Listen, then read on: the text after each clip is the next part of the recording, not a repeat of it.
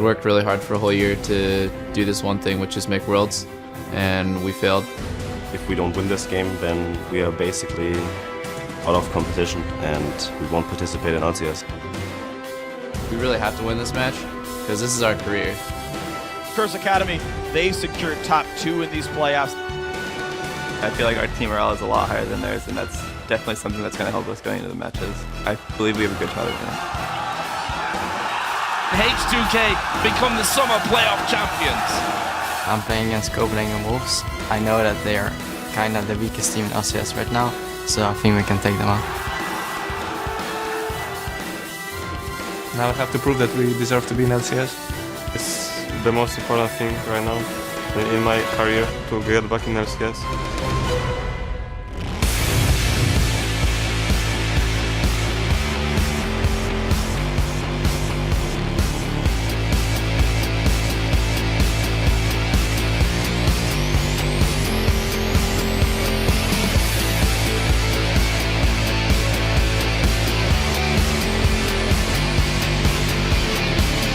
Hello, ladies and gentlemen, and welcome to the Spring 2015 League of Legends Championship Series Promotion Tournament, coming to you live from our studios here in Los Angeles, California. Hey everyone, I'm David Freak Cheerly. Alongside me is the man I love to cast with the most of anyone in the entire world, Aiden Zyrene Moon. And over the next 3 days, 6 teams from North America and Europe will battle to keep their spots in the LCS against 6 challenger squads hungry to take their place. Oh yeah, they're super hungry. They want to on that spot right up. And that's right, Freak. There's a lot on the line this week as the teams have been fighting through the Challenger Series all summer long to take on the LCS teams who finished in 6th, 7th, and 8th. And there's a very real chance we could be seeing some new blood and talent in the EU LCS after today. That's going to be a whole bunch of fun now. Of course, before we get into today's matches, let's take a look at the LCS teams who have already qualified to return next year to the LCS. Up first in Europe, we have Alliance, Fnatic, SK Gaming, Roccat, and the Super Hot Crew. And in North America, it's Team Solo Mid, Cloud9, LMQ, Curse, and Dignitas. And of course, the top 3 teams from each region will be competing at Worlds, while those who placed 4th and 5th will just sit things out for a bit until the 2015 spring season begins. Yeah, and yesterday, the Worlds Reveal show showed us the 4 groups that the 6 LCS teams will be competing in, along with 10 teams from around the world. And here they are.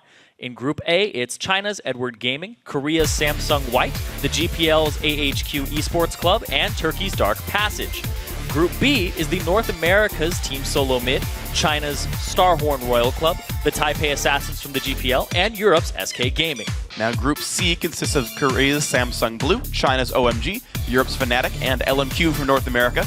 And finally, Group D has Europe's Alliance, Cloud9 from North America, Korea's Najin White Shield, and the other international wildcard team, Kaboom Esports from Brazil. Now that we showed you guys the reveal show, I'm actually really excited about that Group C there, the group of Deft. There's a lot of talented mid laners, a lot of talented AD carries, and I think that group is really going to decide what ends up happening in the bracket stages, because most of the other groups, you can take a pretty good guess at who's going to make it out. That one, it's really up in the air. Yeah, I like that Group C has a lot of really cool matchups in the mid lane there, and overall just, I also, again, yeah, I agree. A is pretty cut and dry, I think. It's a lot of clear favorites there, but B, C, and D, I think actually all have a lot of sort of tumultuous, there could be kind of any of the ones there. So it's going to be a bunch of fun games. I can't wait to see them. Oh, yeah.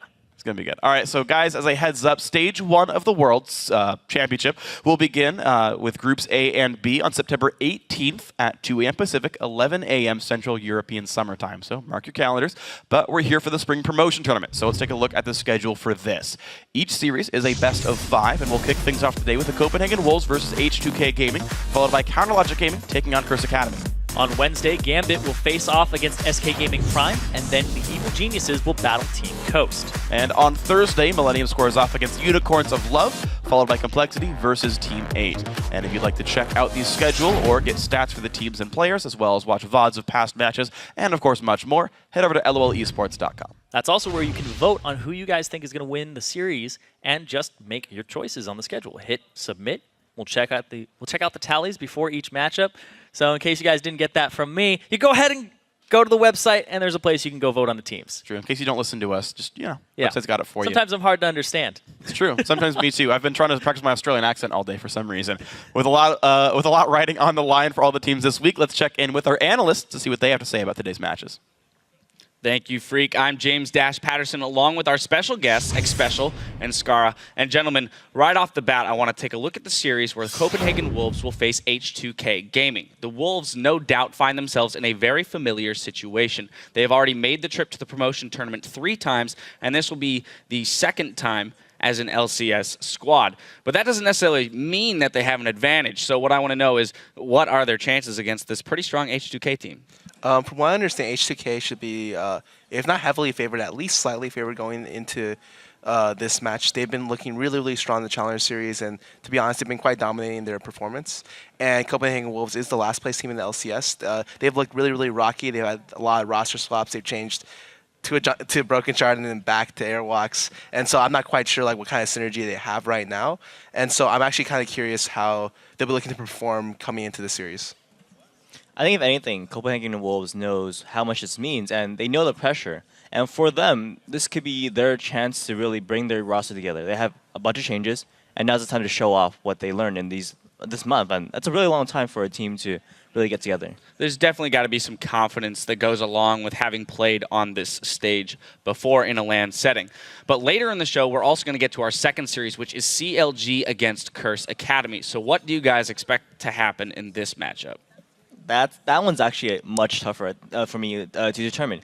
Curse Academy, they're looking strong, but CLG, obviously, they're this veteran team. No one wants to see them out. They're a fan favorite. But at the same time, Curse Academy, they're hungry. They want to win, and CLG, they're looking down. And I mean, both sides, they have ways to win. This isn't a shoo-in for either team, and I really want to see what happens. Scar, thoughts on that matchup? I think CLG is going to take it, but I don't know by how much of a favorite. I think I would say like 70-30 or even like 80-20. Like I have strong confidence in CLG, even though their performance recently has been pretty lackluster. I feel like I think they're gonna just bring it together for this game or in the series. Yeah, I would have to say if I were to judge the peaks of the two teams, like their ceilings, I would say that CLG definitely has the ability to rise to the occasion and win this matchup fairly easily. Now, though, we'd like to hear from you guys at home, so head on over to Twitter and let us know which teams do you think will be qualifying for the LCS today and why. Send your answers to us at LOL Esports along with the hashtag LCS, and we'll read your responses on air later in the show. But we're going to get right into it, so I'm going to send it back to Freak and Zyrene to take us into our first series of the day. Thank you very much, Dash, and thank you to the other guys at the desk here. So we're going to head into our first match, Copenhagen Wolves versus H2K Gaming. Now, Dash mentioned that this is a familiar place for the Wolves. They find themselves in, their 3rd promo tournament this time around. So what do you think about this one? Well, every time they've been in the promo tournament, they've won 3-1, but it's always with a different roster, and that's no different today. They've brought back a familiar face to the team, Airwax. He's returned to the jungle, replacing Broken Shard since the 11th week, who stepped in for him halfway through the season originally. This is the guy they started off with. But by week 8 of the summer split, Airwax, he managed to eclipse leaders like Shook and Cotnex in kills. However, those kills came at a price. With his very aggressive play, he had 87 deaths, and which was the most for a jungler. And his assist count was not the best either. He came in 5th. In all junglers. So interesting stat line for him, but he did actually, I would say, perform well for the Wolves when it came to winning a sort of team fight heavy style that the Wolves seem to employ there. He topped European junglers with a 77.3% kill participation, so clearly some good marks there. Yeah, they look for him to be a facilitator, but while their team fighting is one of their strong points, their objective control, on the other hand, has been the main issue. They had the lowest number of dragons taken for any European LCS team in the summer split, with only 46. That's nearly a third off the average, which is 65. So then we're going to check out their opponents, though, and see how they fare on everything. On the other side of the rift is H2K Gaming. They took 1st place in the Challenger Series playoff this summer. They beat SK Gaming Prime in a very close 5-game series to do that. Yeah, they also took 1st place in Summer Series 1, and in Summer Series 2, they had a roster issue. So this team has actually been very consistent. And speaking of consistency, they have retained 3 of their members from their former promotion tournament squad, Cloud9 Eclipse, back in spring. Odwamna is a very strong force in the top lane. Fabivin is incredibly strong and consistent in the mid lane.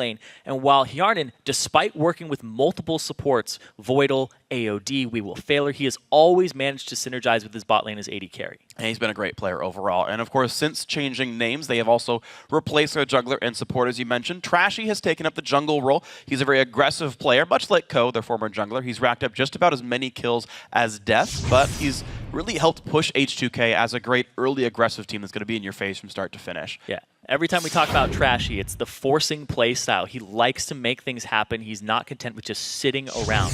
And in the support role, it's AOD, who tends to be either hit or miss with his performances. If he whips out the Morgana or Nami, which he's been going towards pretty much all summer long. But that means that if he underperforms and he gets caught out, Woolite on the other side could end up farming him and pushing the bottom lane down. Because Copenhagen Wolves, they usually rely on Woolite to bring home the W. It's true. It's going to be a fun lane to watch for here. But Airwalks knows that he and the Wolves will have to step up their play if they want to fend off relegation. But Odwamna and H2K are ready to seize this opportunity to grab a spot on the LCS stage.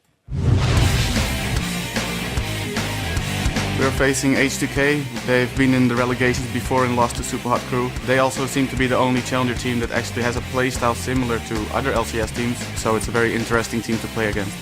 We're playing Copenhagen Wolves. They recently just changed up the roster yet again with bringing Airwax back. I think it's gonna be a lot of weight on Airwax to perform well. I think we're better. We improved a lot the last month. We practiced a lot. I have to prove myself and play the best to qualify again. It's gonna be a dream come true. I've been trying to get into LCS for at least 2 years now, and I definitely think this is the chance. Like, everyone's at this prime now at the moment, and I think we have the biggest chance of our lives to get into LCS. Yeah, and as you heard Trashy, aka Young Val Kilmer there, talking about the pressure he's going to apply to Airwax, see if he brings it to him there, because I think that jungle mid lane synergy is something we have to keep an eye on today. That's true. It's a bit of a roster swap there for Wolves, so it'll be a fun one to watch for.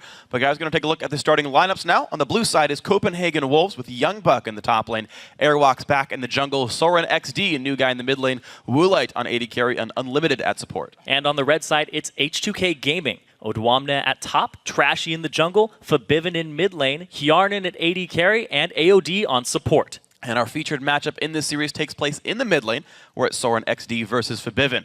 Now, Fabivin, everyone knows him. Everyone wants to be him. He's the guy to beat in the Challenger Series. He's got the reflexes of a 17-year-old because he is a 17-year-old. Find out why doctors hate him. Across the rift is Soren XD. When he was picked up on the Wolves, he didn't even make a ripple. He wasn't the turnaround that they were looking for. He will have to step up today if he's going to match Fabivin. And so far, he's fallen short. Yeah, he has, but maybe they can bring it up right here, get themselves back in the LCS. As the players get ready to pick their champions, let's see how you guys called this series. According to LOLesports.com, 52% of you cast your votes for H2K Gaming, so very close margin. Wow, 52 right out of the gate for one of the challenger squads. Copenhagen Wolves, not that big of a fan base before the game starts. It's true, and this is, I suppose, the most sort of lopsided in terms of challenger versus LCS. Number 1 challenger team, number 8 LCS. I would expect the rest of the votes to keep tipping the LCS way, but means challenger's getting popular. It's true. Yeah, it's working out all right. So it's going to be an interesting matchup to watch for, right? And again, it's always weird to see like number 1 challenger versus number 8 LCS to see how those scenes do stack up. What I also think is interesting as well is Young Buck posted on his Facebook about 45 minutes ago about how they'd been preparing and how he thinks this matchup's going to go. And he said basically that they have come together scrimming really hard for the last month. Both these teams actually have been in the dark for about a month so far, trying to prepare for this match. And he says that Wolves are the best they've ever been. They're the strongest this team has ever been right now, and he says that they are extremely confident. And that the big trick is, can they transform their scrim performance into match performance, which is a big deal for many teams. It's hard for a lot of teams to do that.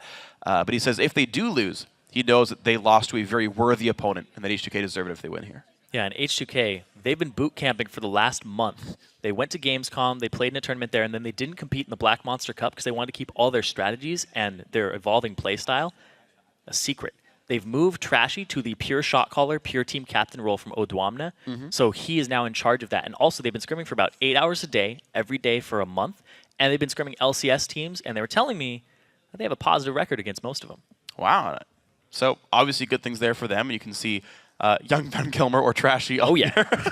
Falco. You can't unsee that. I suppose not, but now I just feel bad that I can't just call him Trashy every time instead. But yeah, and honestly, H2K is a team I think that's come together really well. Both these teams have made roster changes throughout this year, really.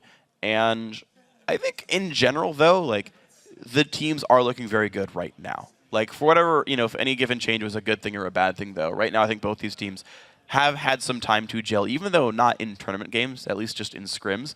And that is a good thing to just have time to settle down with your roster. Because I know coming into this match, we're like, Soren's never actually played with Airwalks. In a competitive match. Right, but a month of scrims can get you there. Yeah, it definitely is enough time to get you prepped, get you ready for that. Because if you think about it on the flip side, Brokenshard had about a month with his team. with Copenhagen Wolves, because he came in week 8, 9, and then played till 11. So. Yeah, but I mean, they determined, I guess, that Broken Shadow wasn't the fit for them. They went back to Airwalks there, and it's interesting as well, like where all the players come from too, because it's nice getting to cast the Challenger Series because we get to see all these players before they break on the LCS, either as a team or as individual players. Because you keep seeing these teams make roster swaps, and it's like, oh yeah, I remember Trashy from this other team. Oh, I remember Airwalks from this other team. Right, like every single team that picks up a new player is usually a guy that we've cast before, and so it's good to like have that pulse already on how good the player is. I'd always been, I would say, reasonably impressed by Airwalks. He's very good individually, and I thought he had done quite well. And again, being the sort of top kill participator in the LCS for a jungler is a pretty darn good mark. Yeah, before he ended up going off to the side for a bit. He does hold that, but he didn't play as many games as everybody else. So sure. How would it turned out? But speaking of how the LCS turned out, I want to go back to this mid lane featured matchup. Soren XD joined Copenhagen Wolves. He's 2-7 with them. His only wins are on Orianna and Ziggs. So if they can take a champion away from him, then they're going to limit his champion pool on what he's been successful on. His champion pool is very limited. He likes those AoE wave clear champions, whereas Fibivin is all about the Zed, all about the Yasuo. He's been playing a lot of Ahri as well. And then he always has that Orianna, which we see multiple shockwaves over and over again. And look at that. Look at the bans. Yep. Orianna Splash. Nope. Update. Gone away. Yeah, even though we are playing on 4.14 here, the guys at the wonderful production studio keep updating all the assets to the new sexy splash arts. So sweet new Orianna splash art, sweet new Shyvana splash art. It's going to be glorious. It took me a second to realize what was going on at first, because it's like that's not the icon you're going to see in champs like if they pick the champion. But it'll be fun to watch regardless. Regardless, a lot of mid lane bans coming out already. That means this top lane, Maokai is up right now, and this is actually a test. Because Youngbuck hasn't been playing Maokai in solo queue. He never played it in the LCS, but I heard he's been playing it in scrims. And you know Dwamna is going to take that away. But if there is a Maokai, he will play Mundo into it. Interesting. Well, it's the test for the matchup here. Youngbuck has been a player that I think was sort of slow to adapt his champion pool while in the LCS. But he's had basically a month to play the same patch over and over again and get used to what he thinks is good here. So here's the true test. What do Wolves think they want to first pick here? Kha'Zix the hover. All the junglers are available. And if Airwalks wants to take Kha'Zix away as the top pick, he is. Here's the thing. Trashy is more than comfortable playing Lee Sin into that matchup and having that aggressive playstyle that he loves so much. Well, that might be the pickup here. So Airwalks will get Kha'Zix. Big brawler, highest kills for a while in the LCS for a jungler, and he's got a killer here for himself. If Kha'Zix does get kills, it's unlike many of the other junglers, like a Lee Sin or an Evelynn, where if they get the first 3 kills, they're going to fall off. Kha'Zix doesn't do that. He keeps spiking up through about 25 minutes, and that's plenty of time to carry a game through. Yeah, you typically go 3 offensive items on him with your Elder Lizard, Brutalizer, Last Whisper. Some people even go a Hex Drink on top of that. But H2K, look at that.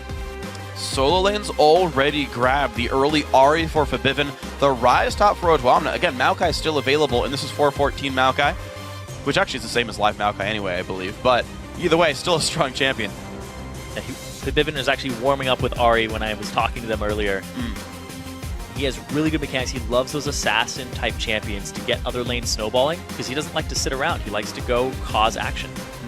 And it's a great playstyle. I really love action-oriented mid laners, especially ones where you can wave clear pretty quickly and then just get out of your lane. These slight AP ratio buffs to Ahri's Q, I think, help that a little bit. She gets the breakpoints on casters a bit quicker. Now the hover for the bot lane, though I do like that both teams are trading lanes, basically, right? First pick jungler, H2K grabs solos, Copenhagen Wolves goes to the bot lane there.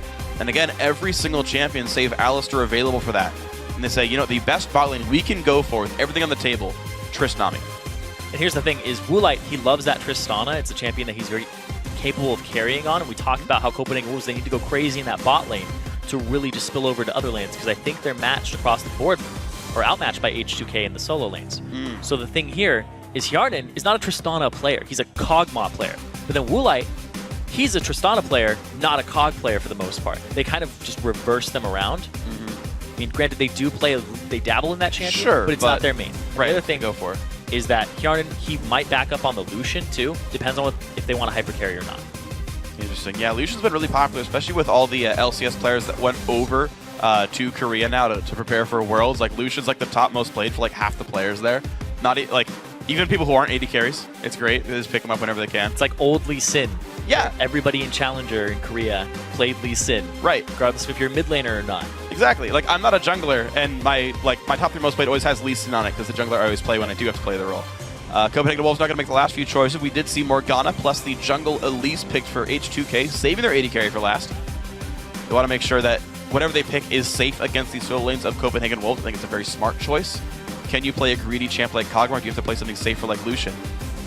And here's the thing, too, is the Morgana was actually locked in to the Nami. I talked about AOD's champion pool, where he's playing Nami, Morgana, and that's the last, I think, 7... Actually, it's even more than that. His last 10 games we've seen him have been only Morgana and Nami. He's played a tiny bit of Zilean. He hasn't really hopped on that train fully. So the fact that they took the Nami away from him kind of forced him on that champion. Yeah. What's weird here, though, is Copenhagen Wolves got heavy comfort pick for their solo lanes. We've seen Mundo into Rise a million times here, and Youngbuck gets it again. Loves this champion, and the Ziggs is still there for Sorin. Yeah, okay, his Orianna, his Xerath are gone, but Ziggs, again, as you mentioned, one of the few champions he's gotten a win on in the LCS. He gets that for himself one more time as Hjarn then locks in the Lucian for himself in the end. I believe Sorin has played 1 Ziggs game and won it. So it's his 100% win rate champion while in the LCS. Hey. It's his highest win rate, considering his Orianna is about 50%. But the fact that he's going with that comfort pick, like you said, is really big here. And Youngbuck on the Mundo, he's going to have a good time against that Rise. Well, it's going to be interesting because H2K, right, they knew the match they're going to be playing for weeks now. The picks came out, I think, 2 or 3 weeks ago for what matchups they were all going to be for the European Promotion Tournament. H2K knew they were playing Wolves for a very long time. They actually probably could have assumed from the beginning that they would probably be last picked there, kind of perceived as the top dogs there. And they said, yeah, we're going to let you get Ziggs. That was the plan from the very beginning, and we're going to see if that pays out for them. So now that we know the teams, we know the players, and now the champions, we want to know who you think is going to win Game 1. Send a tweet to @LOLesports with the hashtag CWWin or hashtag H2KWin, and we'll check those results later on in the game. It was about 52% in favor of H2K previously. Over-under, Freak, for 60. I think it's going to be even higher than that for H2K. I think it's going to be higher in H2K's favor. Okay, so over 60% H2K. All right. That's my thought on this I had to throw it at you this time. No, it's completely understandable. Nice. Got to turn that one around. Don't worry. I'm still keeping pace, though. We're good. Yeah. Got this going. So, Game 1, best of 5. Now, interestingly, H2K has more experience in best ofs than the Wolves do.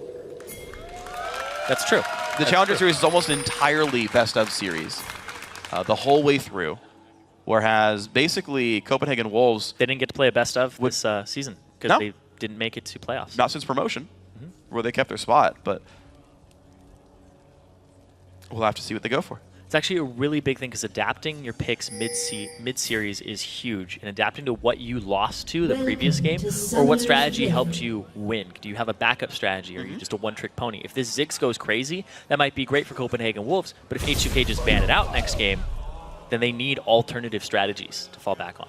I agree completely, but with a month worth of practice, you've got to be ready for a lot of different plans coming in. You say, plan A doesn't work, here's plan B. It's actually really fun listening, if you watched Chasing the Cup a couple days ago, listening to what CLG and Cloud9 were saying about their sort of post-games in the middle of their series. Was like, yeah, okay, we can't give Bjergsen Ziggs, it's too important, or his Zed rather. Lemon, what do you know about picks and bans? Can we get this champion? Okay, good. Yeah, here's our adaptation for the next game. And it's fun listening to those kind of conversations, see how teams do their adaptations. Yeah, Champion Select is something that I think people give teams a lot more credit than they actually do. Because it's actually very hard to adapt mid-series, and a team that does it well isn't as recognized, and people just sit there and go, oh, that was common knowledge. Right? Sure. Whereas it's very hard, especially when you have to deal with everybody on your team's champion pools and how they synergize within each other. Like, if you guys can't get the Ziggs again, does that change the entire composition of what everybody else has to play because you don't have a wave clear champion that guy can play again? It's all these different things that go into it. But aside from just picks and bans theory, the game that we have at hand, Game 1, is kind of a feeler game here between the two. See how well H2K can hold their theory of dominant lanes. Can Copenhagen Wolves get Woolite going? Have to see. Gonna have to. H2K, nice move here. They're gonna actually pull the lane to make sure it focuses the first minion. Fast and push. That will now allow H2K a freeze in this lane. So they pull it into it, you Fog of War with the bush, and then they all focus that first melee minion. It's a very good strategy there. And look at that, AOD, he's gonna waste no time. He's gonna go straight into the jungle and see the route that they started. He's also gonna know that Woolite is top, so Unlimited is doing the same thing. All right, so a lot of information here. Yep, Unlimited's like, all right, yep, blue buff taken, red buff still. Oh, am I backwards? No, yeah, red buff still up. I couldn't see the coin for a second. Wolves actually going for an invade on this one. They're going to have 3 men strong. Of course, the dual lane of H2K still on the bottom side of the map. That trinket ward, though, is crucial. And look at that CW buff advantage early on. Yeah, they're going to be able to get themselves a 3 buff start here because of the side and the fact that they didn't actually go straight from blue to red and they didn't mirror it exactly on H2K's side. So Trashy, he's going to have to find a different move to make here. He's not going to get a red buff out of this. I think it might be awarded to a dragon. Unless they're really just going to take... Wow, they're just going to take some XP off of the Wraith. They don't feel confident enough. And look at that. It was... That's so smart. The setup by the Wolves are playing this really, really well. They got a greedy start, didn't get punished for it. They knew that they lost control of bottom jungles. They counter-jungled their own jungle on purpose to deny Trashy. What a start by Wolves. Reminds me of that video where there's that guy who's counter-jungling his own jungle. It's like, why are you doing that? Just clear the whole entire thing. It's like, no, because they're going to invade me and I don't want to give them experience. Well, in this case... It's a next level strat, though. I mean, it's the right choice. That was awesome by Wolves. That was very, very meta. Yeah, no, it's exactly the right term there. Understanding how the game is played and playing around it. Look at that. Come back. It's cleared. Oh, great. Obviously, they invaded. Then they got almost nothing out of it. They got, what, 5 gold, 8 gold. Now, they did take the double golems at the very least, but yeah, no dragon taken out. Wolves got 3 buffs. No punishment at all for the lane swap. Their Tristana Woolite is still farming. And this is their new jungler that they brought back in, Airwax, who was always team fight oriented, always brawly oriented. Here's the thing too, is if you're shutting down Trashy, he's not making those early game moves that he loves to make. His pressure is just going to be a lot lower than it normally is. And Copenhagen Wolves as well have done a really good job of putting aggressive trinket wards down. They're really spotting this eastern jungle here, keeping tabs on what Odwamna and Trashy are even doing. Wow. So back in the 2-on-2s they go, and Wolves up a little bit in golden XP, I believe, by the time this starts. Yeah, so here's the thing is, Hjarnan, he keeps doing that. He keeps dragging the melee minions into the bush, so they all focus the first one. So this wave is pushing towards his turret, despite it having nobody on Copenhagen Wolf's side attending that lane. And this is a perfect freeze by him. It absolutely is, and you can see how much Youngbuck has to sort of respect this. He's up to the turret right now only because of wards seeing that Trashy went back to his own jungle. But otherwise, he was forced to only last hit with cleavers. It was a really difficult situation for him. Airwalks now feels safe because, again, of the wards they had down earlier. Vivian might get to punish him a little bit, but no, he's just going for the recall. Nope. He sees that, pings him out. Airwalks is very far ahead. That red buff actually hasn't been cleared yet either. Oh, wow. Yeah. So Trashy, he won't get his hands on a red buff for a very, very long time. Good instinct there by Odwam to put the ward down, but of course he is still in a really rough lane. He's level 2 versus 5 in that top lane. There's no way he can do anything useful up there. I really like this strategy from Copenhagen Wolves because they're playing to their strengths, because we talked about it at the start. H2K, even Trashy said there's going to be a lot of pressure on Airwax to perform because Trashy's such an aggressive player. He's on this Elise, which has early game pressure. He didn't get himself a red, so he's a little bit behind. And he's not going to have one for a long time. He's not able to influence these lanes, tip them in H2K's favor, and that is what Copenhagen Wolves want. They want to be able to stall this out until the team fight starts, because that's where they have excelled. And what's great about this, though, I just keep thinking about the early game of Copenhagen Wolves. It's all I can think about because it's so damn good. How far ahead Airwalks is of Trashy right now, in terms of his mindset. Because Trashy pretty much had to show up top lane to shove the wave out to give Odwamna a chance in that lane.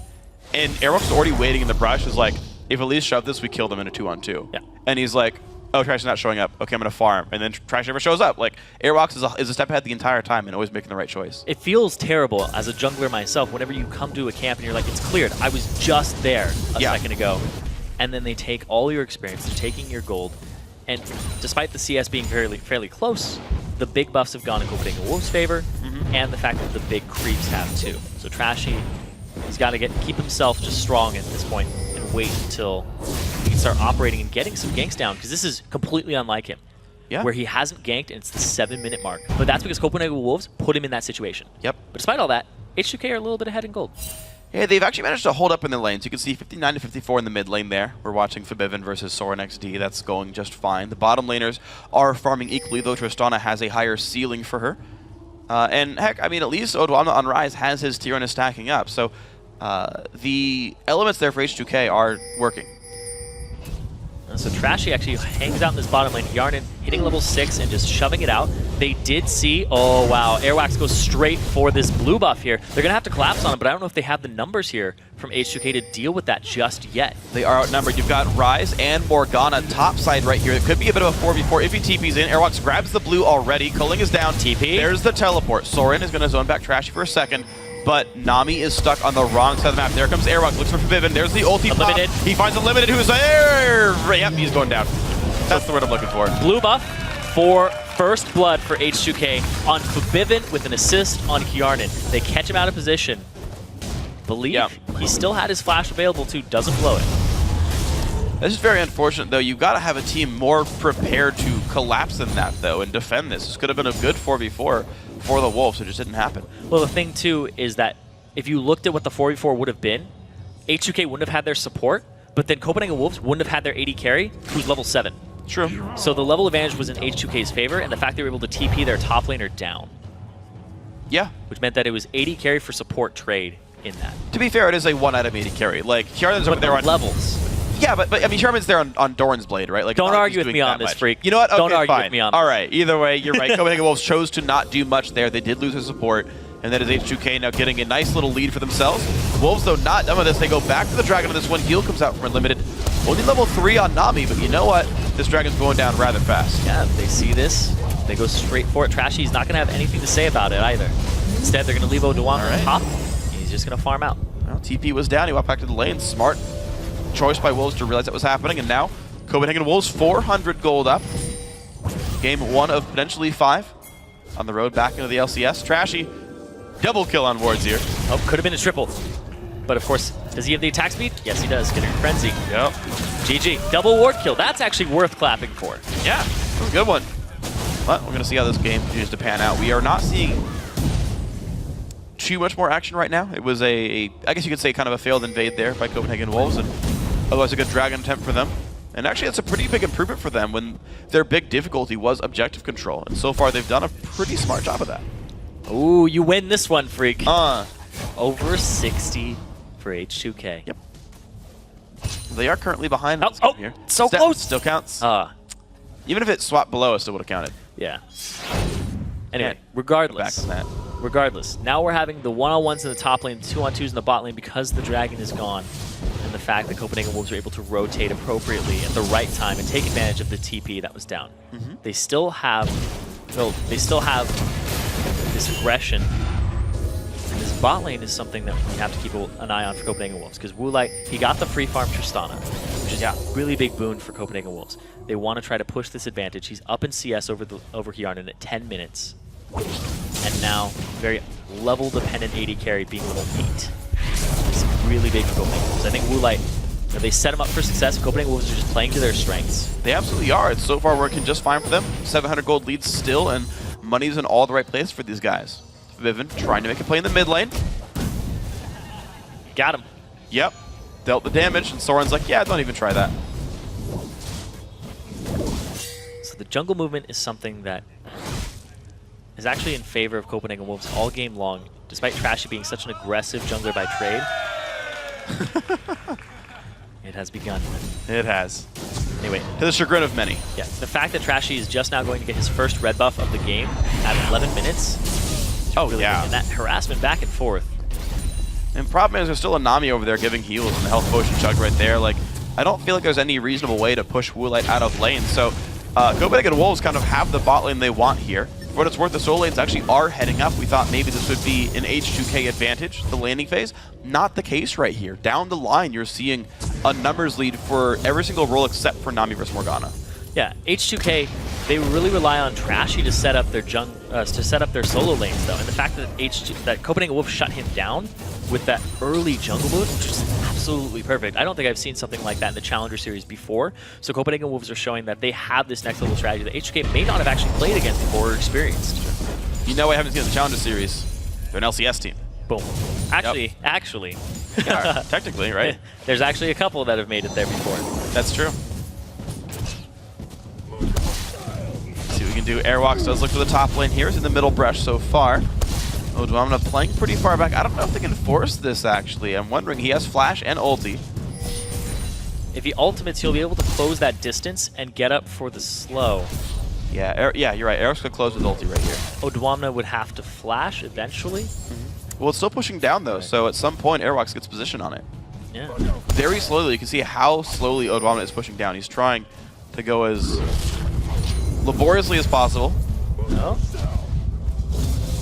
There it is. There's the ulti. There's a jump on in. Nice flash early on by Odwamna, but they're going already. The dive, though. Airwalks pulls aggro, has to flash away. Now Youngbuck goes in. He is taking a lot of damage from the turret, though. A lot from Odwamna, but one hit from Dead, and they will get the kill. Airwalks claims that one, and the Wolves fire back with the kill. Perfect back and forth there under the turret to allow them to get that kill without any retaliation or counter kill. Meanwhile, Trashy, bottom side of the map, giving that blue over to Forbidden.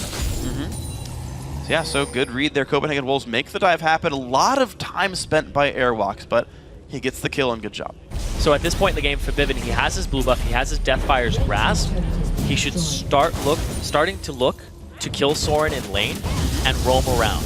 Or at least push the wave out, but it's hard to do against the Ziggs, and then roam elsewhere.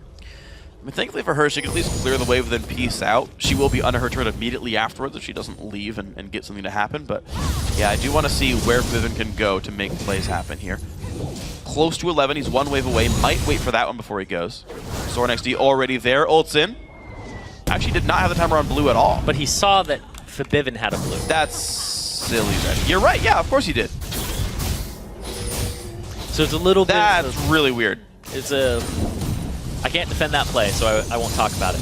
Anyway, he uses that Mega Inferno Bomb. He won't have it up if they need it for this Dragon fight, which is coming up in about 50 seconds. Yeah, I think he'll have it by then, because he was level 11, so the cooldown on it is a little bit lower. Yeah, it's actually 2 minutes flat at all ranks now, so it's going to be that's right, about 25% off based on masteries, so he'll have 90-ish seconds. Yeah, so he's got about 50 seconds left on it. Okay. Dragon's up at about 30. So he'll have it for the fight if it doesn't erupt immediately. Well, we'll see if that's the case there. H2K still showing with their dual lane on the bot side here. Woolite did back for an Infinity Edge now by 15 minutes in, so that farm and the Dragon has gone well for him. Both teams have answered. There's the flash in by AOD. Hoodoo does not stop, but he gets the bind onto Unlimited. There's a flash Cocoon as well. Unlimited trying to get away. Exhaust on. Nice repel in the bubble. And there's a flash in. Charna gets one there. Trashy gonna get the heal in time to survive. Woolite knocks him to safety. The crit almost taking Trashy out there. The heal coming up huge. There was actually a canceled teleport there by Youngbuck. I believe Odwamna probably interrupted it with the Rune Prison. Yeah, I think Ult Rune Prison might have had that one happen there. Airwalks gets the slow on the here and then, but nothing else picked up. Wow. Big play there for H2K. They got a teleport out of it. They also got multiple flashes, and they got a kill.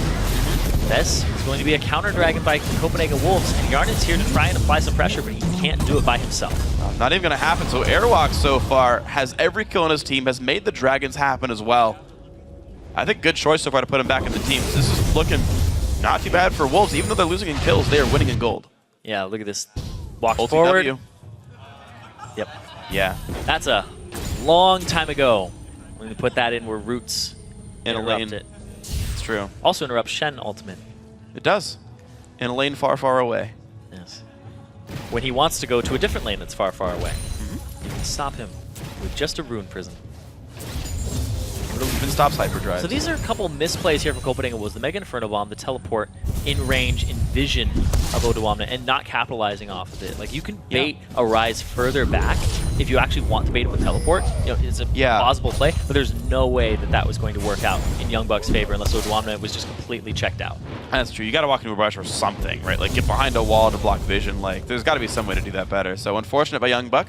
Loses the TP for nothing really valuable gained back. Yeah, it looked like a desperation TP to try and reinforce his team. He's like, help me bot, and he's like, all right, I'll try, and then didn't do much. Bomb's gonna hit. So far. Yeah, I mean, Soren's getting zigs, and he's doing fine with it. The only kill that Fibbin has was off the really risky invade that happened earlier in the game. And otherwise, he's just kind of towing the line, farming. Trashy off on the side, Airwalks. Oh, they catch him. Cocoon hits, Rune Prison does as well. There's the stealth, there's a jump away. Gonna repel? A lot of damage comes through. Yes, repel does come in, but Trashy is slowed anyway. Youngbuck now putting his pressure down. Ulti's in to keep himself alive, but he's losing a lot of health, and he overstays. Odwamna gets the kill. Trashy, now that he's able to start ganking lanes, is really getting H2K into this game, or at least keeping them into this game. Because Copenhagen Wolves have been getting their leads off of Dragons and Objectives, which is something that Wasn't happening in the LCS, so they're really turning it around here today and showing that their boot camp paid off. But can H2K just play to their style and come out on top? Well, let's see what they can do with this one. They're back to an 800 gold deficit. Not too bad for being down 2 dragons. And it is Trashy doing what he can to get his lanes ahead here. We'll see that's going to be enough. Finally, iEdge is done. Illusion Charna is farming just fine. I mean, they're still farming well. Just there's so few plays to be made from H2K. It's a very slow road back in. And I'm thinking about it more and more. In Copenhagen Wolves, they do have, at the moment, until the hyper late game, they have, actually even then, it's kind of like a mid game where H2K would overtake them in dragon fights, but Copenhagen Wolves just have a better dragon fighting team composition here. Yeah. With Woolite, his mid game, you know, will be decent, but Tristana with Static Shiv and IE basically overcomes that. Soren will have a lot of zone potential versus Fabevin, who really wants a catch before they get the objective. So H2K are looking for lane dominance into picks before a fight, whereas Copenhagen Wolves are looking to survive lanes, then just take every dragon and take every dragon fight. They are playing to their team fight style. They absolutely are. Whereas H2K, trying to get the picks, trying to get Fabevin rolling, and trying to dominate that early game. Hitting around those mid-game spikes. The next dragon, I think it'll probably go I think it will go contested this time. Okay. But mostly off of Cocoon, Binding, Charm. You have to dodge these 3 CCs. It's true, yeah. H2K can definitely pick people off out of nowhere if these guys aren't careful. Copenhagen Wolves so far, though, aside from getting lane ganked, have done a pretty good job of not getting picked off. And again, Fabevin has still been locked down, unable to leave his lane in any meaningful capacity. As Soren continues to get the Ziggs farm going. And keep in mind, of course, they've got 3 of the best late-game champions in their roles. Actually, hell, like every single champion down the line is like one of the best late-game champions in that role. The only exception being like maybe Rise outdoes Mundo, but that's kind of it. Yeah, and they have to group up because H2K have too much hard CC that they could focus on one person. That person would immediately be picked off. There's no way you're going to survive Cocoon, Charm, Dark Binding, even Rune Youngbuck. Prison. He died to 2 people.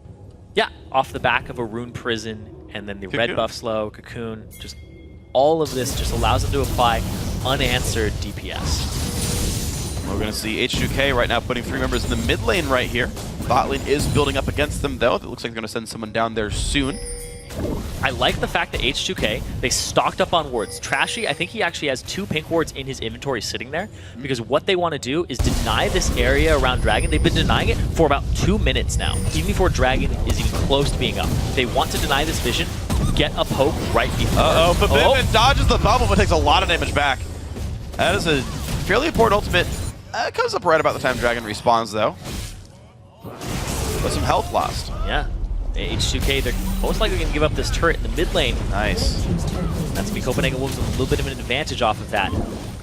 Good job by 45 seconds on Dragon. Yeah, good job by Soren and Airwatch to make that happen. 45 seconds on Dragon, as you say. But this turret's losing a lot of health there. The Ziggs Siege working quite well, and heck, plays right into their game plan. Group up as 5, don't get picked off. Play with 2 of the best Siegers in the game. Arguably probably the 2 best, Ziggs and Tristana. This is exactly what Wolves want. Yeah, H2K, they're going to have to pick people off before fights start, and then their siege isn't really that great either. They rely on picking people off who are out of position. And Copenhagen Wolves, they got this opportunity to ward up the Dragon. They have 15 seconds on it, and H2K's plan for about the last 2.5 minutes is kind of fallen flat off of that pick. Yeah. Off of that damage that was applied to Fabevin. Well, DFG will not come up in time for the Dragon attempt. His death cap not going to be done either here, so this might be a power spike that H2K has to wait for. Good bind on Airwatch doesn't mean too much, though, is the problem. As Wolves have just great push pressure over and over and over again. Oh, Woolite red. Pushes back Trashy. Trashy has to be completely zoned out by that level 12 Tristana. Thankfully, his red buff just wore off for Trashy.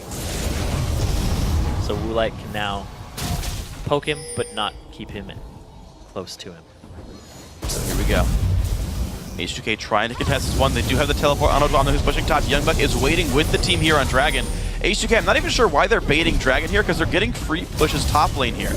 They're trying to take damage into CC range, but they're also trying to get damage on that top turret. Copenhagen Wolves are going to have none of it. They're going to go straight for the mid lane. Smart choice by That's the Wolves. right choice. They give up on the Dragon. They take mid lane tier 2 100% for themselves. It's going to be a Dragon traded and maybe a top lane outer, but Inhibitor's going to be under fire soon. And here comes the ultimate. Oh! Well, that just happened. Trashy even spited that one. Wolves now in this one. Culling used to deal a bit of damage. That Airbox makes up quite low. for the blue buff ultimate. Yeah, from Sword. I'm pretty sure. 100%. Every dragon this game. Yeah. For Copenhagen Wolves.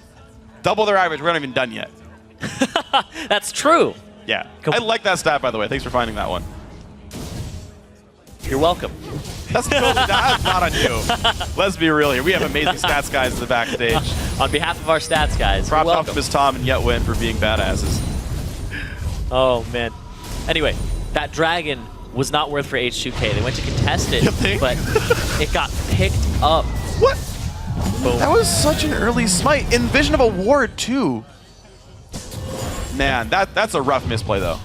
Yeah, and there's no excuse for that. They got punished by losing a mid inner turret. They got punished by losing the dragon at the same time. H2K got nothing for it. They pretty much could have stayed in their base. Copenhagen Wolves got dragon, went mid, got a turret, and then H2K fought them. That's pretty much what happened for all intents and purposes. And look at this. Copenhagen Wolves now up 3,500 gold for all this. And the thing is, I realize Wolves have very few kills, but they are just a team where it's like, group is 5, siege, and you kind of win. And as they wait for late game, that works well for them too. So it's not on Wolves to play aggressively here. No. They get to say, yeah, every 6 minutes, play for an objective. Just be smart about your teleport cooldown. And so far, so good. Oh, they were looking for a pick there on Airwalks because they're looking for that guy who isn't grouped up with the rest of the team. And they're trying to counter push. The push from H2K isn't that quick, especially in comparison to Copenhagen Wolves at this point. Well, outer turret's traded so far, but top lane tier 2 already under fire right now. Kha'Zix is isolated from the team, though. Ironic for that champion. But it's going to be the retreat now for Wolves. They realize they could get pinched. This could be a really good thing for H2K. Can they make it in? There's the culling. Soren tries to zone them back with a minefield. Here comes the ultimate from Odawano. Is he going to flash Room Prison? Ziggs ulti comes in as well. Good damage being dealt. There's a tidal wave to disengage. This is too much damage by H2K. They're forced back. 2 CCs coming in. And look at the damage. The Ziggs bomb's almost enough. AOD goes down to Woolite. And now Airbox is going to be in range. Trashy. One hit from Dead repels. Does get farther away. The knockback in as well from Trish. But Copenhagen Wolves not being turned around. They did exactly what they needed to do for their win conditions. They set up themselves to survive the lane. They kept Trashy down. And this is the fruits of their labor. Youngbuck, he's huge right now. He got himself his Warmogs, he's got himself his magic resistance. Then there's Woolite, who got the solo farm lane, 2-item Tristana. He's ready to rock. And Soren, comfort champion, 100% win rate in the LCS for him. I think it's going to be banned next game, but right now, it's working out for him perfectly. He's doing exactly what he needs to do. Hold the lane, keep Ari from roaming, and contest whatever objectives he can from long range. Working out perfectly. Very few deaths in this roster, and they've now started to set up the top jungle and Baron as well. So just slow and steady, Copenhagen Wolves playing the objective game and not trying to do much else.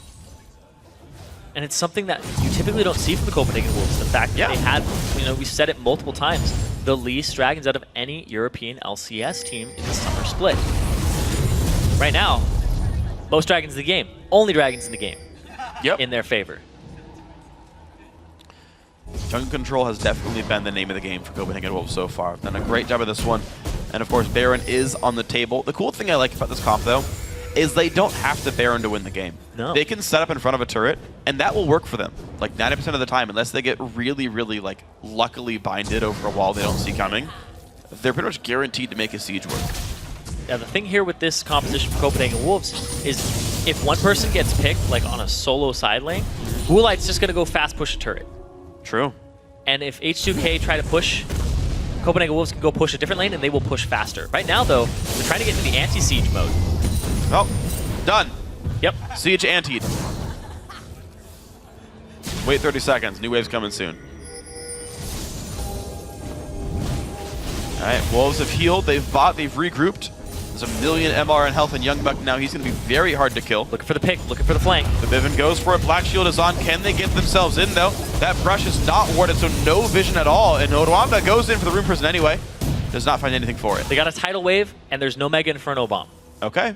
So they're back at it. Two things that H2K, if they realize they can use to their advantage, just don't get flanked, and they can start pushing in. H2K is so afraid of them. They had the inside track on tier 2 and said, there's a Kha'Zix piece. Yeah, Kha'Zix was off to the right of them too. They hit Woolite with a binding. No follow-up. No. So very risk-averse now by H2K. They have kind of only made moves off of trashy finding ganks. Basically been it so far for these guys. Odwamna. Airwalks goes over it. Kind of by himself. Gets a ward down, gets away.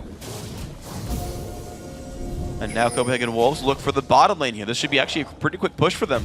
H2K sees it. They are moving over. They push this out, Dragon up in 35 seconds here. Copenhagen Wolves have a lot of options here, and they're setting themselves up for success, or at least having these options where H2K has to play reactionary. And here they go. Odwamna coming in, gets the Rune Prison. Airwalk stealth, so is this going to be enough damage, though? Wow, Woolite does fire back, and that is a very low health rise. Ziggs ulti forces the flash away. Vivid goes back in, though. Huge damage comes in from the Ahri, and the Wolves force back. The bomb, not going to hit anybody important. That could be taken down. Wow. You just hate supports. No, I said that could be taken down. Just saying, just saying. I backed it up afterwards. All right, but still, they used some zone control there. They were able to push them off of the turret, and now they're going to go for this Dragon. Like I said, this is exactly what Copenhagen Wolves wanted. And now H2K, they might be a little too low, but look at this. Odwamna with the TP flank. Ooh, he's on Woolite. Damage. Woolite is very, very low on health. He's going to force to be running away from that when Rocket Jump comes through, but Odwamna does go down to Airwalks. 1-0. H2K might have gotten themselves some space, but their players are low too. And they're going to get nothing for this one. 1-0 Wolves. Actually, AOD finds Airwalks, and he trades one back. No smite. Who's that for not important? They have no smite now. So I don't know if they're going to start up this Dragon. Woolite is a little bit low. If he goes in, he would definitely die to the Wolves here, but they might try. Vivian does have flash. Gunnar can jump the wall. He's going to try for this one. There's the culling. Unlimited forced away. Low on health now himself, but a minefield's going to stop them, and Hjarnan is one hit from dead. Oh, wow. He has to back Soren's right now. soon. Soren's about to have his ultimate. AOD caught. AOD is gonna go down. 4-4 now in kills. Tidal Wave comes across, slows down Fabiven, forced to flash, but he is slowed for so long. He almost has the max range Tidal Wave. Ulti comes in, Trashy jumps up, Fabiven goes down, heal doesn't come out in time. Another kill for Woolite there, double for him, finds Soren. No, he gets away. Casterman is not quite enough damage. And look at that, the Wolves crush everybody. They're playing exactly the way they need to. They set themselves up for success with their team composition. They didn't force the Dragon because they didn't have a smite. And Woolite, 4-0-2. Highest kill participation on his team. This is exactly what they wanted. They set that Tristana up in the top lane for success. And now they're looking to ward up this Baron and get more objective control. This is completely uncharacteristic of the Wolves that we saw during the EU LCS. Unlimited, loses some health. All right, that's going to be fine. Airwalk's going to go in here. This should be a fairly clean Dragon for them. Trashy not up for 5 seconds. Health bars are high enough they're going to be safe. So this Dragon should be pretty secure. Yeah, the Baron would be too. Yeah, thank you. Sorry, it's earlier than I'm used to casting. It's okay. My brain's like super not working right now. Man, been back and forth. 100% objective control here for Copenhagen Wolves. Yep. Not to mention at the start of the game, they got even more objectives off of the first jungle. Just when you say Copenhagen Wolves, you don't always think objective. You usually think team fighting. Yeah, you think of a very unimportant jungle camp, but they took all the important ones this game. Yeah, they did a really good job. Look at that. Even more gold just falling into the camp of the Copenhagen Wolves. Every Dragon in this game, every Bear in this game, 4 for 4. This is huge for the Copenhagen Wolves, not just in this game, but as a team, that they've completely turned around their playstyle. I mean, granted, it is just one game. Sure. No, but it's a month of darkness, you know? Exactly. And honestly, it's worked really well for them. They're playing a very, very smart game. H2K, I think, are playing too slow for their own good. The fact they have an Ahri who has literally never roamed all game, to me, is a mistake.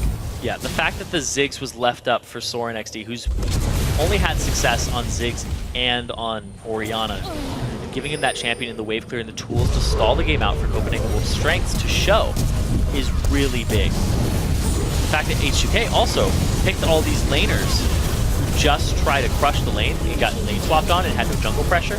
The Lucian is not as viable in the late game as the Tristana is for carrying. If Hjarnan had like Kog'Maw or something, then that strategy is okay. Sure. The fact that Copenhagen Wolves saw this strategy and played around it is perfect.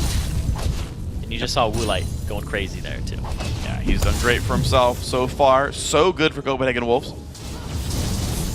And now this could be the death knell in game 1 for H2K.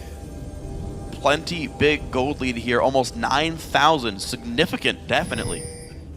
And the Wolves are going to wave through the bot lane and maybe go for this turret here. Yeah, and I was just looking across the items here. There really isn't any armor for H2K. There's no Frozen Heart for Odwamna, not even a Glacial Shroud in his inventory. Now, on the flip side, Copenhagen Wolves are kind of sitting in the same vein. They just don't want to get blown up. There's tons of no Magic Mantle items across the board. I think there's one on at least every player for the Copenhagen Wolves. So they aren't really afraid of Yarn's damage. They're afraid of Vivid blowing them up in Odwamna. But on the flip side, Copenhagen Wolves, they have a lot of AD threats here between Airwalks and Woolite, and H2K haven't itemized against that yet. It's true. They've been blowing people up. You're seeing it so far. 2-1-0, 4-0-2. Great scoreline for the two AD champions on the Wolves. And now comes the siege. 6 outer turrets all gone. Into the inhibitors they go. Let's see if they can make this happen. A good poke there from the Kazakhs. Vivian, this is half his health right there.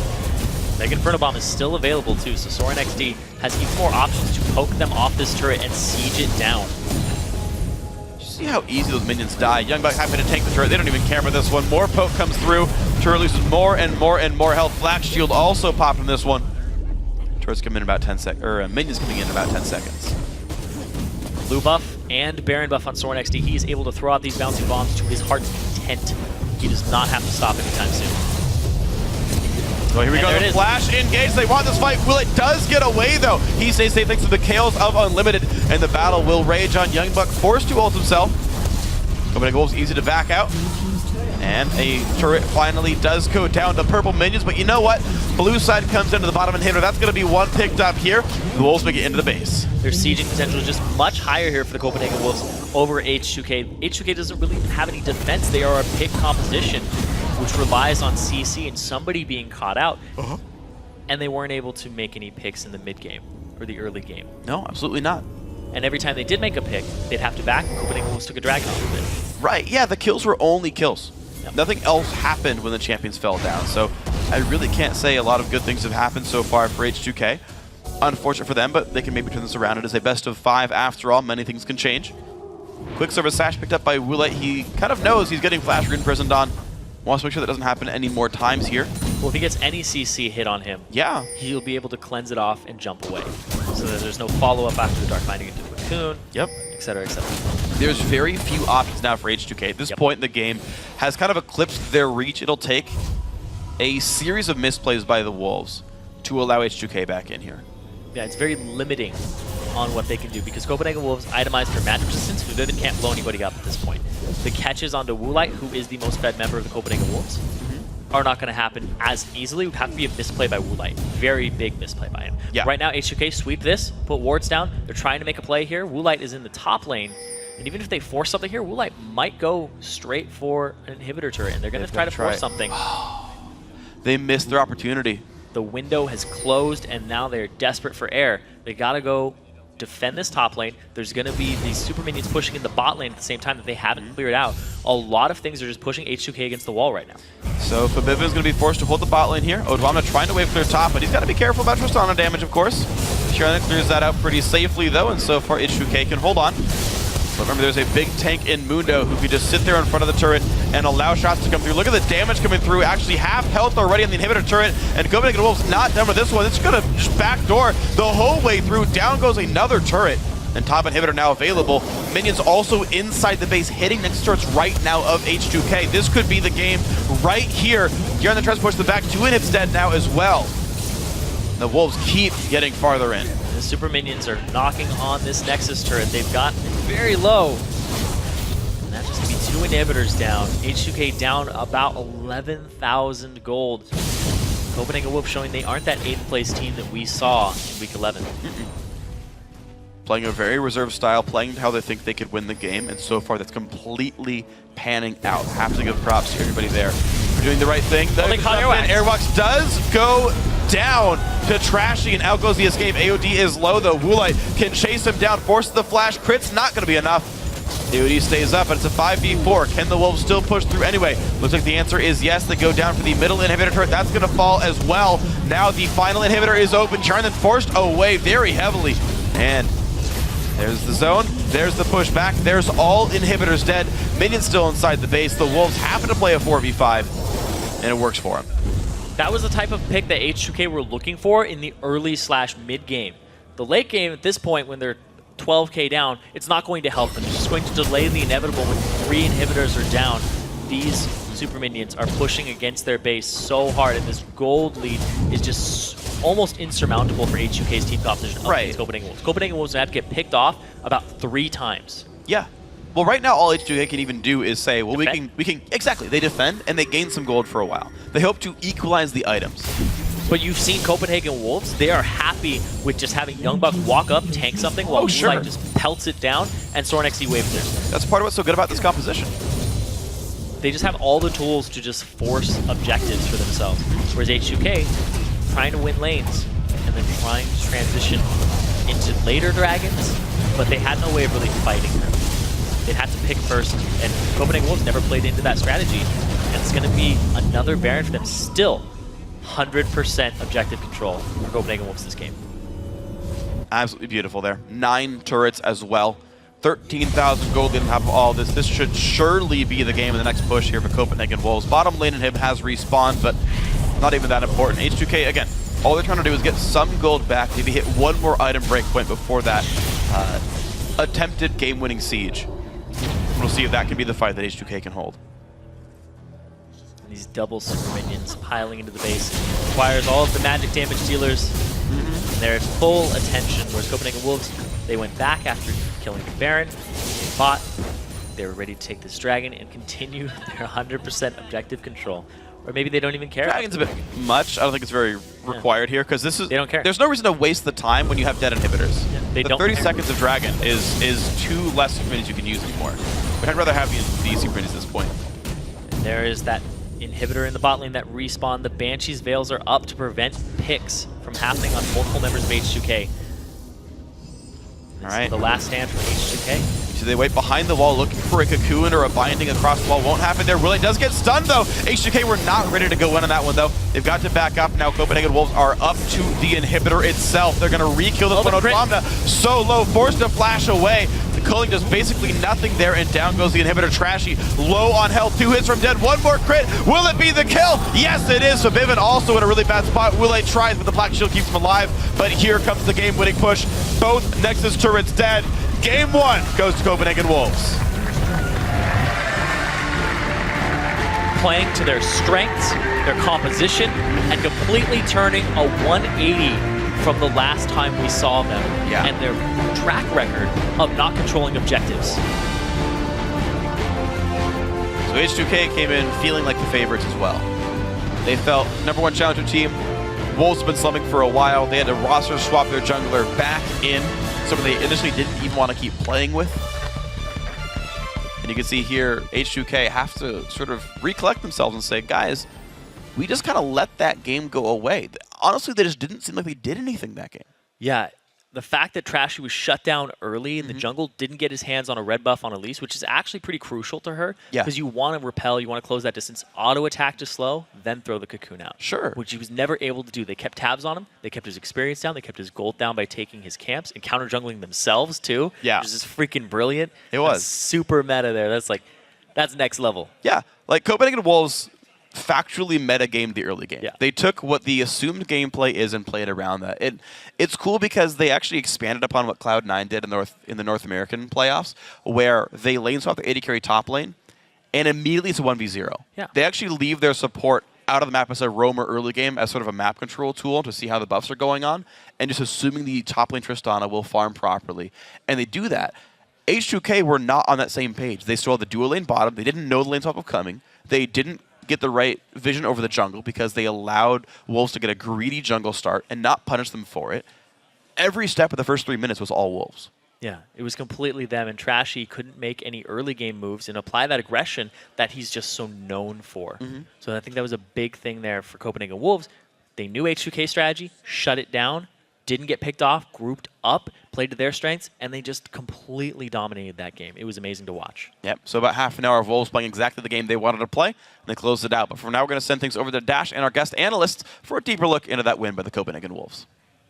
Thank you, Freak. A pretty decisive win there by Copenhagen Wolves. And I kind of want to jump right into Champion Select because we saw some interesting prioritization when it came to champion picks and bans comparatively to what we see in NA. Yeah, you see a lot of teams value Ari quite highly.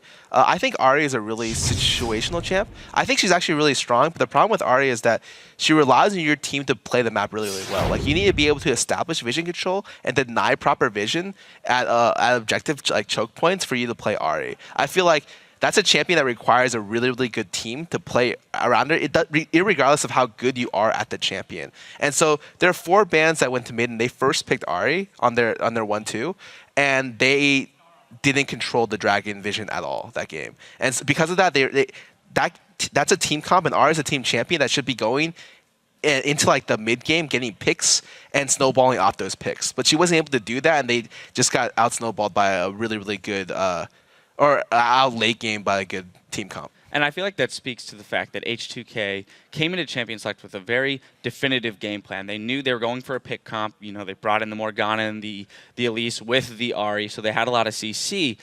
But Copenhagen Wolves actually did a fairly decent job of adapting, whether or not they predicted those picks or they were adapting mid-Champion Select. Especially, talk to me a little bit about that Champion Select process when you are in a best-of-5 series and you're like, I need to make adjustments to counter this team. First off, H2K's team comp, it was really pick-eccentric. And what that means is that you want to get ahead early, you want to win your lane, and had that been a standard 2v2, 1v1 matchup, I think H2K would have won. It really seems like as if H2K has better laners just from history, and just their laning, their picks is just a lot of, they're supposed to get a lot of kills. And because Copenhagen Wolves played their game perfectly, 1v2, got 3 buffs, did everything that they should have done, and even got ahead with a weaker early game team comp, they naturally just won the game, and they had really good vision control, like Scar said. And Copenhagen Wolves is looking like a completely different team, which is kind of surprising since most people would say that H2K had the advantage going into these games. So let's talk a little bit about that 3-buff start that you just mentioned, because it definitely points to the fact that Copenhagen Wolves was prepared. They knew exactly what they wanted to do. They had clearly done some of their homework. So what's the proper response to that? Well, the thing is, you should be automatically thinking that they could 1v2. Because as soon as they pick Mundo into Rise, that lane isn't that great. And Mundo's 1v2 is really, really good as opposed to Rise's 1v2, which is really poor. And they didn't seem to be able to understand that they were going to get 1v2 because they sent both their dual lane bot lane rather than keep the support open to make a play around the map. Not only that, neither team established deep ward control, and so they pretty much were just play like a guessing game on. They kind of knew where people started, but they didn't know exactly where people were going to go. And so they had vision on the late invade on their red side, but conceding 3 buffs is like terrible, and they weren't able to get anything in response. Like, I think off the 3 buff concession, they could have maybe forced a 4-man drag right there, because they saw on the left side ward they were going back to blue side. The jungle and the top lane are going to blue side to farm, and so they could have maybe forced a dragon and dragon dance the damage, but it's like a really desperate move at that point. The correct counterplay was just that the support needed to be ready to be active and moving around the map, and maybe that they needed to establish better ward control at level 1.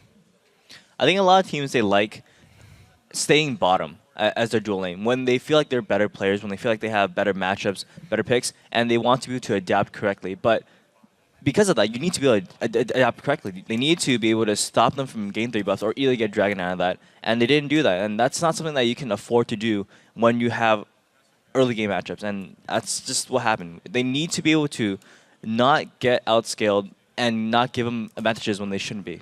Which is exactly what I believe H2K's mindset is, that we do have stronger laners. So I would expect to see Ziggs either taken away or banned out, because what that champion essentially did was prevent Ahri from being able to capitalize on that first blood that she got even. We saw her walk into lane after her first buy with a needlessly large rod and then pick up a kill. Should have been an early DFG and some picks to follow. Yeah. Sorry. Yeah, I really think that Ziggs is like a really big anti-throw champion. Like, Ziggs and Tristana are 2 champions I consider, like, once you get the late game, it's extremely hard to throw a big lead, because they just do, like, they poke, they siege. They're like perfect champions in that they can disengage, and they have a lot of ability to control like zones and stuff like that. I think that I would have rather just let them have Orianna.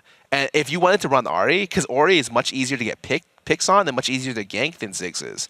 And you can go into like a late game scenario where you can get good positioning on an immobile champion like Ahri rather than like the same kind of position against a champion like Ziggs, which can establish better zones of control with his E and can just like hop away with his W. All right, I want to jump into a couple of replays just so we can kind of decipher Copenhagen Wolves kind of their game plan and their decisiveness. So we're going to pull the first one up. It's about 22 minutes into the game.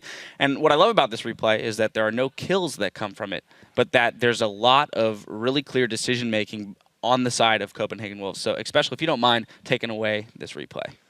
Well, the big thing is they're right behind. H2K is right behind at this point. They have a pick comp. They need to be able to establish vision and have Copenhagen Wolves walk in and be able to use Charm, use Elisa, and use Morgana Bind. Like, you have so many ways to catch people, but they're not using it. They're letting Copenhagen Wolves walk in, get control of the situation, and they're just going to walk down mid. They're going to go for the inhib mid, and here H2K is going for the Dragon, which they have to at this point, or they can just go back. But either way, this is not a good situation for them, and they weren't able to get any picks. And Ziggs even steals the Dragon. Everything goes wrong for them completely. Unfortunately, Copenhagen doesn't get the inhib turret, but the damage is already dealt. They're already behind. They lose 2 objectives, and they don't get the control that they need for H2K to really pull ahead. They don't get any kills at all, and they don't establish the vision that they need to get those kills happening.